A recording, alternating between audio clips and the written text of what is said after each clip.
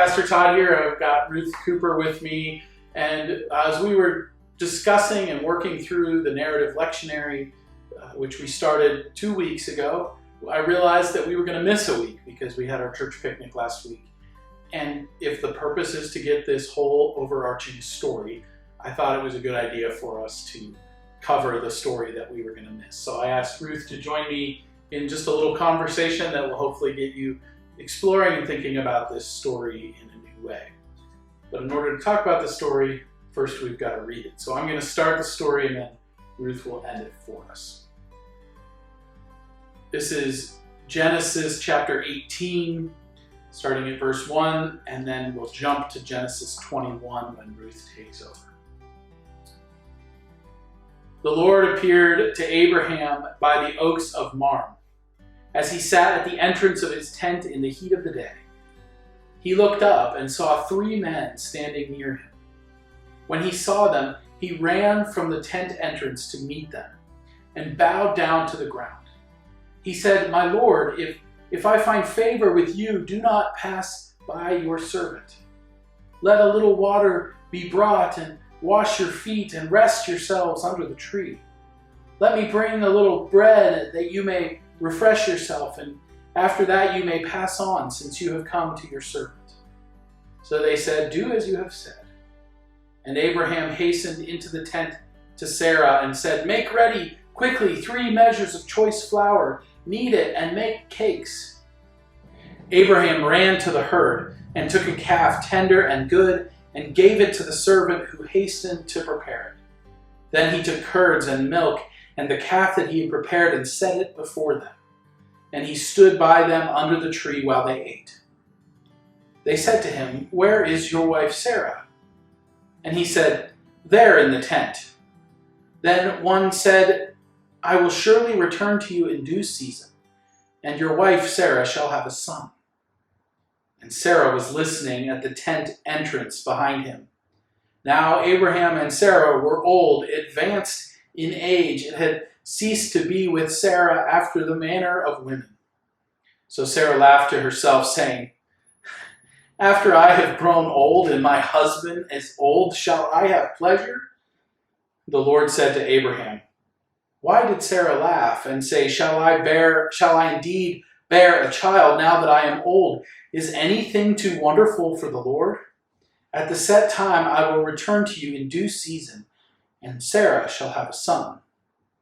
But Sarah denied, saying, "I did not laugh," for she was afraid. And he said, "Oh yes, you did laugh."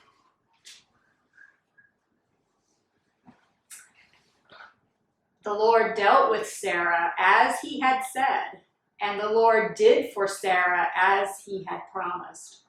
Sarah conceived and bore Abraham a son in his old age, at the time of which God had spoken to him.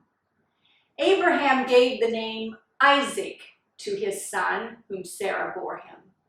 And Abraham circumcised his son Isaac when he was 8 days old, as God had commanded him. Abraham was 100 years old when his son Isaac was born to him. Now Sarah said, "God has brought laughter for me. Everyone who hears will laugh with me." And she said, "Who would ever have said to Abraham that Sarah would nurse children? Yet I have borne him a son in his old age." The word of the Lord. Thanks be to God. So what a powerful story of God coming in these 3 people and showing himself as a visitor and being welcomed in by Abraham and being cared for by the servants and by Sarah, and by offering this impossible promise. Right. What are some things of this story that stick out to you, Ruth? I love Sarah's humanity, that she's just a regular person. And nothing wrong with her hearing, even though she was old. She didn't want to miss out on anything. And her laughter at the ridiculousness of the whole idea. And then when he said, "Why did you laugh?" And she said, "Well, I didn't laugh." It just sounded like a parent and a child. Mm-hmm. "Why did you laugh?" "I didn't laugh." "Yes, you did laugh." It's just so real.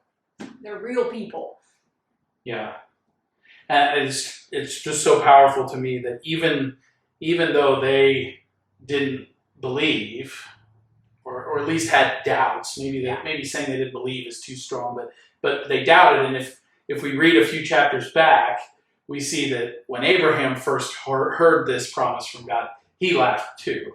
So we can't give Sarah all of the bad rap here. They both laughed at this idea because it was absurd. It was a wild idea that they could have these children, and yet not even despite, but within their doubt, God was able to bring this blessing for them and for all the nations. Right? The original promise to Abraham wasn't just about Abraham and Sarah. It was that through you I will bless all the nations. And so, as Christians, we see that as leading towards Christ. Right, absolutely. And so even in this background of who Jesus is this story of these laughters. And then on that theme of laughing, we have the name Isaac, which means literally he laughs, right? And so out of her laughter comes, I sometimes, one of the ways I think about that is he being God, right? That God laughs, right? That Sarah laughed in doubt and God laughs in blessing. And then, Sarah says, now everyone's laughing. Right. And not at me, but they're laughing with me. Yeah. And I just thought of this when Sarah left that tent, if she'd gone to her friends and said, "Hey, God's going to make me have a baby," they would have laughed at her too. Yes. Right? And so to say that now they're laughing with her, not at her, is a pretty powerful statement. Well, of all the things they could have, what message those visitors could have brought, that would have been the last thing they would have expected. So trying to wrap their heads around it was just, I can see the laughter just bursting out and saying, "Oh, that's utterly ridiculous." Right. And there's something interesting here too with these visitors, and they're talked about as these three people, but then right off the bat it refers to them as the Lord. Yes. And kind of throughout. And so there's something interesting going on here with this visit of these people representing or being God in some way. And Abraham doesn't ever seem to doubt that about them. And so that's an interesting thing too. So what are you thinking? You talked to me a little bit earlier about your ideas around this impossibleness and how God responds to that. What are your thoughts around that? Well, if you read this story and really believe the story, you can't ever play the "I'm too old" card because that was the immediate. Well, I've already failed at my job. My job, Sarah's job, was to have children, and she'd already failed at that in her mind. So can't even go there. But God says nothing is impossible for me. If I have a plan, it's going to happen. I'd like it to happen with you. That's why I'm here. I want you to be part of the plan. So you can't play the old card or the young card. Or I don't know enough, or our excuses are irrelevant when God has a plan. Much more exciting to just get on board with the plan. Yeah. I think about the different times in my life where I felt like God was calling me to something that felt bigger than what I could handle. I mean, even being called here to second, my first job my first opportunity to be a solo pastor, to be a head of staff, a lot of new responsibilities. And there were definitely days, and still every once in a while those days come out where I think, God, you really could have, there probably was somebody a little more qualified for the job than me. And yet I see God pouring out blessings in my life and my family's life by bringing us here a second. And I see the impact the ministry that we're doing together as a church is growing and making an impact in the world. And so in that impossible task that I felt like God put before me, the laughter is already changing to the other side. And hopefully it will continue. The laughter of joy, yes. Right. And I'm glad you feel that way. My son, and this is kind of a similar story, my son had cancer when he was a teenager. And as a result of the treatment, we were told that chances were really high that he would not be able to have children himself. And it was one of those things that we just accepted that was one of the side effects, and we just would move on. And we didn't laugh. We weren't, did not believe it, but we just, accepted it. Well, I have 2 grandchildren now, and I have a picture of me holding my firstborn grandson, and I think I probably look like Sarah looked when she had Isaac, because it was such a joyous thing, and it seemed impossible, but yet it happened. So I can kind of relate to how Sarah might have felt when Isaac was born, the laughter of joy. So sometimes you just have to wait it out and see what's going to happen, and believe that God has a good plan for us. I think one of the things we have to be careful with this story too is that we don't, turn it into, well, if we just wait long enough, we'll get what we want, right? And that there are people who are never able to have children. And that doesn't mean that they're not faithful. It doesn't mean that God doesn't have a purpose or a plan for them. But it is amazing when we see God's plans come through in situations that seem impossible to us.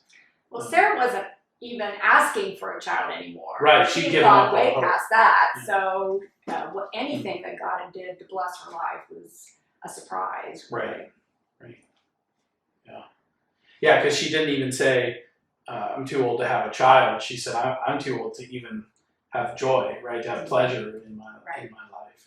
There's lots of different ways that could be understood. So I also think this is an important story for us as a congregation to think about too.